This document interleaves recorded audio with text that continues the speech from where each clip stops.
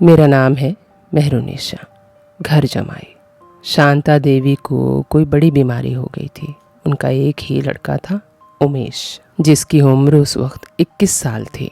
शांता की उम्र भी कोई ज़्यादा नहीं थी। वो तो शादी जल्दी हो जाने की वजह से बेटा जल्दी हो गया। और जब उमेश 15 साल का था तब से ही शांता बीमार रहने लगी। रामचरण ने बहुत कोशिश की कि शांता ठीक हो जाए, पर शांता दिन ब दिन और बीमार होती चली गई। जब शांता को हर डॉक्टर ये कहने लगे ये बीमारी ठीक नहीं होगी, तो शांता समझ गई कि अब वो नहीं बचेगी। तब उसने रामचरण से कहा कि मेरी बीमारी का तो इलाज मिल नहीं रहा, तो मेरी आखिरी ख्वाहिश ही पूरी कर दो। रामचरण ने कहा कि ऐसा मत बोल उमेश की माँ, मैं सब कुछ बेच दूंगा, पर तेरा इलाज मैं ज़रूर करवाऊंगा। पर शांता जानती थी कि रामचरण खुद को भी बेच देगा, तब भी इतने पैसे नहीं जुटा पाएगा जिससे उसका हार्ट ट्रांसप्लांट करवा सके। हमारे यहाँ यही बड़ी विडंबना है कि सही वक्त पर इलाज और महंगे इलाज के कारण कई लोग जीने की इच्छा ही छोड़ देते हैं। खैर, तब शांता ने कहा, देखो रामचरण, मैं जानती हूँ हमारे पास इतने पैसे नहीं हैं, इसीलिए तुम मेरी आखिरी ख्वाहिश पूरी कर दो ताकि मैं शांति से मर सकूं। रामचरण बड़े भारी दिल और डबडबाई आंखों से बोला, शांता, ऐसा मत कहो, हम दोनों साथ में बूढ़े होंगे। शांता मुस्कुराकर बोली, बेटा जवान हो गया है, अब हम दोनों तो बूढ़े ही हो गए हैं। और रामचरण का हाथ पकड़ बोली, मेरी आखिरी ख्वाहिश पूरी कर दो। तब रामचरण ने कहा, बताओ क्या है तुम्हारी आखिरी ख्वाहिश। ये कहकर रामचरण रोने लगा। तब उमेश भी आ गया। तब शांता ने कहा कि उमेश का ब्याह देखना ही मेरी आखिरी ख्वाहिश है।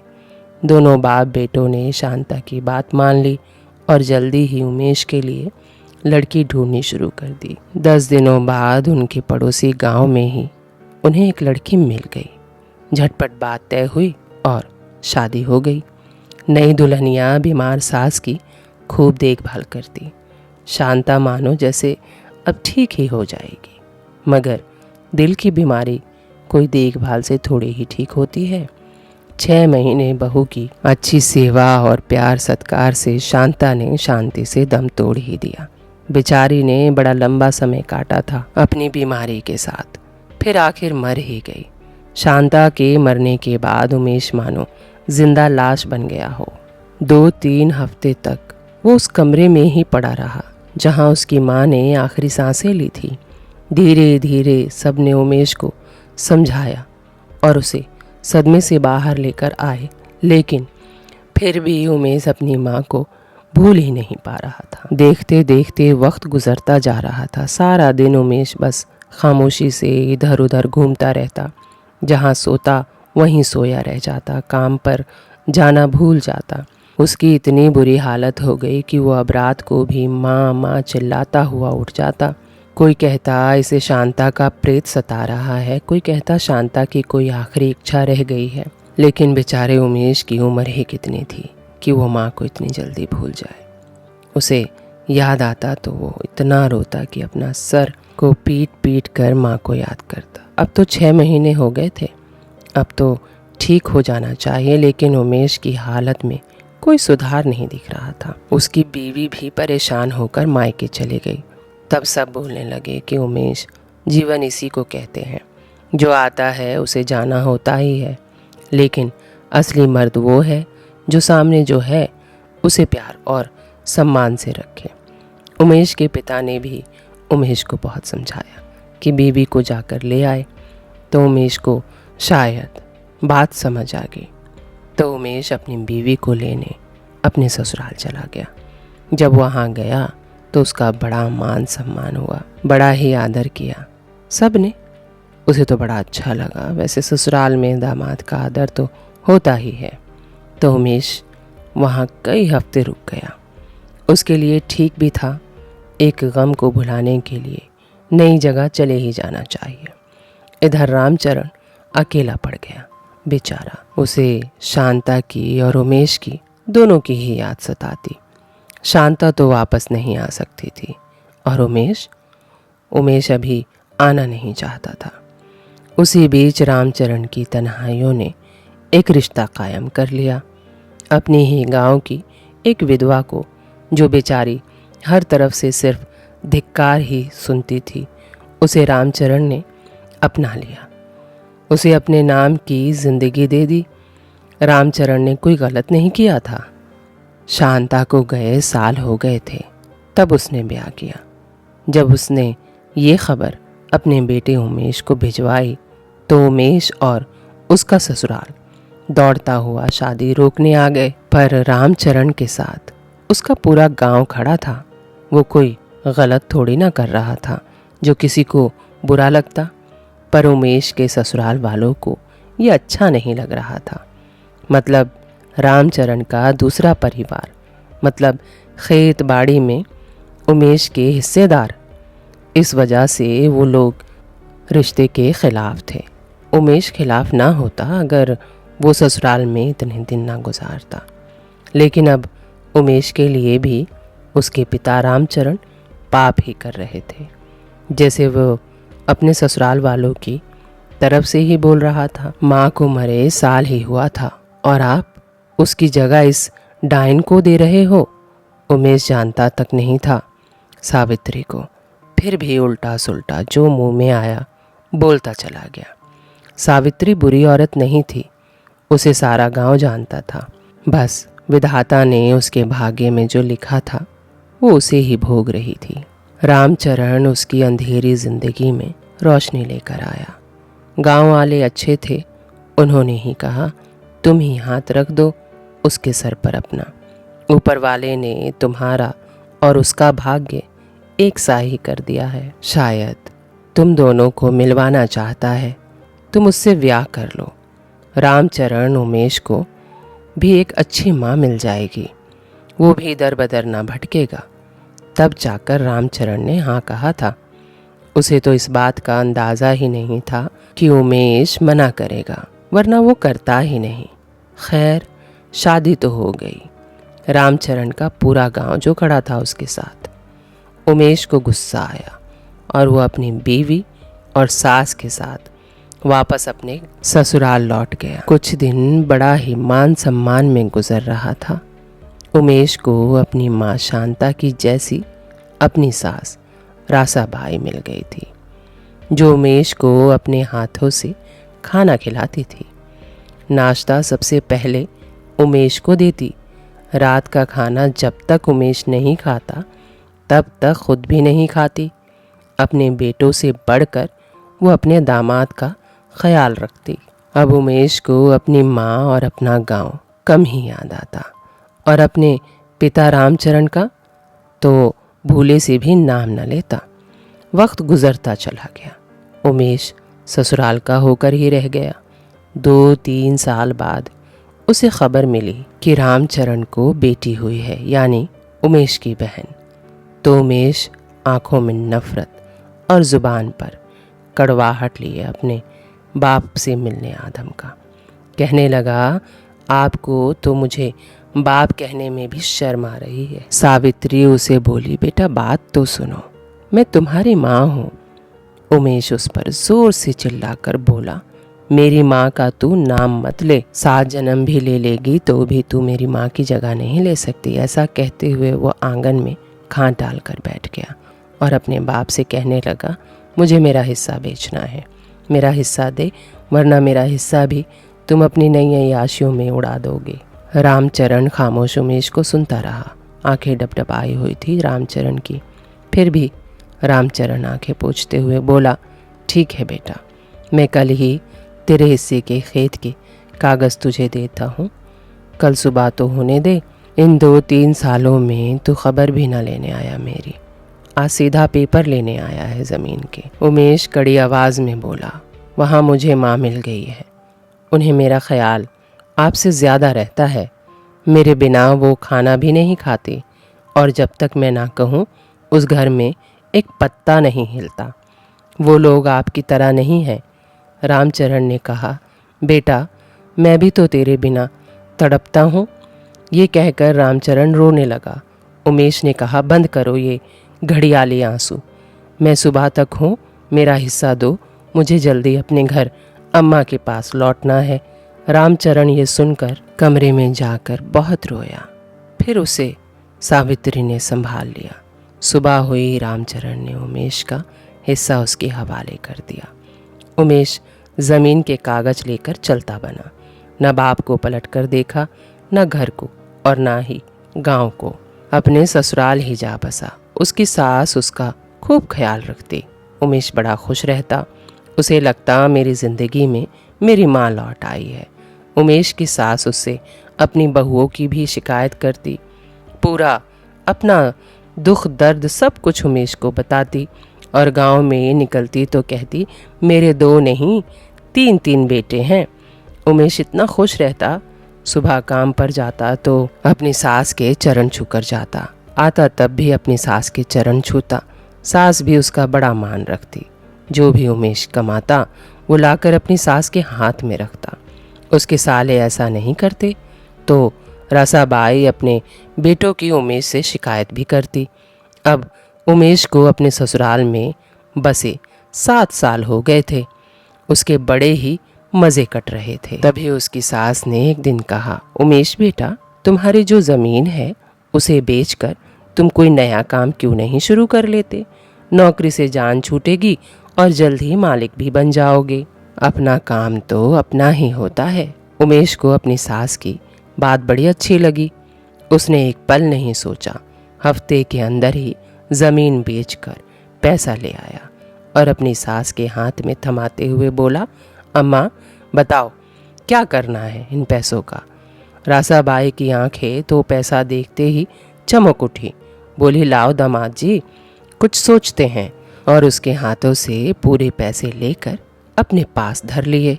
उमेश को तो इतना गुमान था अपनी सास पर कि उसने पूछा ही नहीं, आप क्यों ले रही हैं? पैसा लेकर सास चुप रही कई महीनों तक। उमेश ने एक दिन बोला, अम्मा मैं एक दुकान देख कर आया हूँ, वो ही खरीद लूँ सोच रहा हूँ, कल सुबह मुझे पैसे दे देना। रासाबाई एकदम खामोश थी। सुबह जब पैसे देने की बारी आई तो रासाबाई घर पर थी ही नहीं, और ना ही उनके दोनों बेटे थे। उमेश की बीवी थी जो किचन में खाना बना रही थी। उमेश पूछा तो उसकी बीवी ने कहा, पता नहीं भैया, भाभी और अम्मा सुबह सुबह ही कहीं निकल गए, मुझे नहीं बताया, बोल के गए खाना बना के रख और कुछ मीठा भी बना ले हो। उमेश बोला, कमाल है, इन 7 सालों में ऐसा कभी नहीं हुआ कि अम्मा मुझे सुबह बिना नाश्ते के भेज दे। आज मुझे बिना बताए कहाँ चली गई। खैर, उमेश ने नाश्ता किया और काम पर निकल गया। जब शाम को घर आया तो ना कोई उसे पानी पूछने आया, ना कोई खाना पूछने आया। वो आंगन में बैठा बस देख रहा था कि सब कहाँ हैं। तभी उसके दोनों साले किचन से पेट पर हाथ सहलाए निकले आ रहे थे। सामने उमेश बैठा था, उसे देखा भी नहीं और डकारते हुए अपने अपने कमरे में चले गए। उसे बड़ी हैरानी हुई, इतना बड़ा आदमी इन दोनों को दिखा नहीं। अभी उमेश ये सोच ही रहा था, तब तक किचन से साले का बेटा और उनकी दोनों बेबियां भी डकारते हुए बाहर निकली आ रही हैं। उन दोनों ने भी उमेश को देखकर अनदेखा कर दिया। आखिर में उमेश की बीवी आई, बोली, आ गए आप? बोला, शुक्र है, मैं तुम्हें तो दिखा। उसकी बीवी बोली, ऐसा क्यों बोल रहे हो? चलो उठो, हाथ मुंह धो लो, मैं तुम्हें खाना परोसती हूँ। उमेश बोला, सब ने खा लिया? उसकी बीवी बोली, हाँ। और तुमने? उसकी बीवी बोली, हाँ मैंने भी खा लिया, बस तुम ही बचे हो। उमेश बोला, रोज़ तो मेरे आने के बाद ही सब खाना खाते हैं, आज सब बिना मेरे ही खाना खा लिया, कमाल है। उसकी बीवी बोली, हाँ आज बात ही ऐसी है। अच्छा, ऐसी कौन सी बात है? मुझे अभी तक नहीं पता और सबको पता है। तब तक उसकी सास रासाबाई अंदर से बोली, ज़रूरी थोड़ी है दामाद जी कि घर का हर काम और हर बात तुम्हें पता होनी चाहिए। उमेश को तो उसकी सास की यह बात सुनकर बड़ी ज़ोर से झटका लगा। वो यकीन ही नहीं कर पा रहा था कि अम्मा ने ऐसा कहा है। वो अपनी बीवी से बोला, क्या हो गया अम्मा को? तभी उसकी सास रासाबाई साड़ी का पल्लू कमर पर बांध आंगन में आ धमकी। बोली, क्यों दामाद जी, कान बहरे हो गए हैं क्या? सो सुनाई नहीं पड़ी? कह रही हूँ हर बात तुम्हें बताना ज़रूरी नहीं है। अब उठो, जाओ, जाकर बचा हुआ खाना रखा है, खाना जाकर खा लो। उमेश अपनी सास का ये तेवर और बोलने का तरीका देख बुत बना बैठा रह गया। उसकी बीवी भी कुछ नहीं बोली। मायके में लड़कियां वैसे भी ज़्यादा कुछ नहीं बोलती। खैर, उसका दिमाग ही काम नहीं कर रहा था। वो अपनी बीवी पर चीखा। तभी उसकी सास आ गई। बोली, खबरदार, मेरी बेटी पर चिल्लाए तो चिता देती हूँ। अब उमेश को बड़ा गुस्सा आ रहा था। वो गुस्से में खाट पर बैठ गया और भुनभुनाने लगा कि मैं कोई कुत्ता थोड़ी हूँ जो सबके खाने के बाद खाऊंगा। तो उसकी सास पलट कर आई और बोली, तो क्या मेरे बेटों की बराबरी करोगे? खाना है तो खाओ, वरना भाड़ में जाओ। ये कहकर अपनी बेटी से बोली, चल रही, इनके नखरे उठाने के लिए तेरा जीवन थोड़ी है। उमेश का गुस्सा सातवें आसमान पर चढ़ गया। वो जोर से कहने लगा, आप तो मुझे अपना बेटा बोलती थी। तो रासाबाई बोली, बेटा बोलने से तो क्या तुम बेटा बन जाओगे? मेरे बेटे की बराबरी तुम कर भी नहीं सकते हो, तुम्हारे पास है ही क्या? वो बोला, ठीक है, जब मैं आपके बेटे की बराबरी नहीं कर सकता तो मैं चला जाता हूँ यहाँ से। मेरे पैसे मुझे लौटा दो। रासाबाई बोली, पैसे? कैसे पैसे? 7 साल तक तुम्हें अपने कलेजे पर बिठाकर खिलाया है, उसका हिसाब करूं तो तुम अपनी जान देकर भी पूरी ना कर सकोगे। दामाद जी, पैसे की तो बात न करना, समझे? उमेश बोला, 7 साल में मैं फ्री में बैठकर थोड़े ही ना खाया हूँ। सारा दिन गधे की तरह काम करके तनख्वाह हाथ में दी है आपके, और आज आप मुझसे ऐसा व्यवहार कर रही हैं। आपके बेटों ने तो कभी भी आपको तनख्वाह हाथ में लाकर नहीं दी। तो रासाबाई बोली, खबरदार, मेरे बेटों से अपनी बराबरी करी तो वो तुम्हारी तरह नौकरी थोड़ी करेंगे। अब तो वो मालिक बन गए हैं, बाजार में दुकान ले ली है मेरे बेटों ने। उमेश को क्षण भर नहीं लगा समझने में कि दुकान लेने के पैसे कहाँ से आए। बस क्या था, उमेश का सारा ससुराल का खुमार और घमंड उतर गया। वो खाट पर बेसुध और बेहोश पड़ा रहा। अपनी सास की एक एक बात याद आ रही थी उसे। कैसे उसने उसके पिता को दूर किया, कैसे उसकी ज़मीन बिकवाई। उमेश सब कुछ समझ गया था कि ये दुलार मेरे पैसे निकलवाने के लिए थे। अब उसकी आंखों से बादल छट गए थे। अब वो सब कुछ साफ साफ देख पा रहा था कि उसके साथ क्या हुआ। सोचते सोचते सुबह हो गई। फिर भोर वो उठा और अपनी बीवी से बोला, चलोगी मेरे साथ? वो बोली, कहाँ? उमेश ने फिर पूछा, चलोगी या नहीं? उसने कहा, बताओगे तब चलूँगी। उमेश ने तीसरी बार नहीं पूछा और चला गया अपने गांव। बिना गाड़ी के वो वहाँ जा भी नहीं पाता, लेकिन ऐसा जोश था उस दिन कि 20 किलोमीटर दूर उसका गांव था। वो 4 घंटे में पैदल ही पहुँच गया। जाते जाते हुए अपने पिता की आंखों को याद कर रहा था जो उसने आखिरी बार छलकते हुए छोड़ आया था। वो खुद भी तो रो रहा था। वो जब अपने घर पहुंचा तो उसके पिताजी उसी खाट पर बैठकर, जिस पर वो बैठकर गुर्रा रहा था, जाते वक्त उसके शर्ट को पकड़कर उसे याद करके रो रहे थे। न जाने क्यों रात भर मेरा बेटा मुझे याद आया, मैं सो नहीं पाया, इतना बेचैन हूँ उसे एक झलक देखने के लिए। तभी उसने आवाज़ दी, पिताजी। रामचरण ने जैसे ही पलट कर देखा, उमेश उसके कदमों में था। बोला, मुझे माफ़ कर दो पिताजी।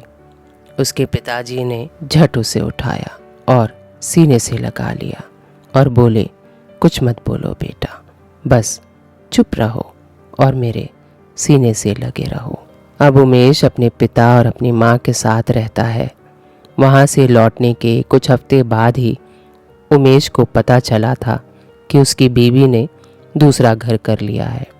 अब उमेश को समझ आया, घर जमाई कभी बेटा नहीं बन सकता। अब उमेश अपनी सौतेली माँ को अपनी माँ मानता है और अपनी सौतेली बहन को नन्ही परी कहता है। अब उमेश बहुत खुश रहता है अपने असली परिवार के पास। अब उसे समझ आया कि घर जमाई कभी बेटा नहीं बन सकता, और ये बात हमें भी समझ आई कि वाकई घर जमाई होता है, वो बेटा नहीं बन सकता। उम्मीद है मेरी ये वीडियो आपको अच्छी लगी होगी, तो मेरे चैनल को सब्सक्राइब करके आप मेरा हौसला बढ़ा सकते हैं। थैंक यू फॉर वॉचिंग, और हाँ, बेल आइकन को दबाना ना भूलिएगा। बाय।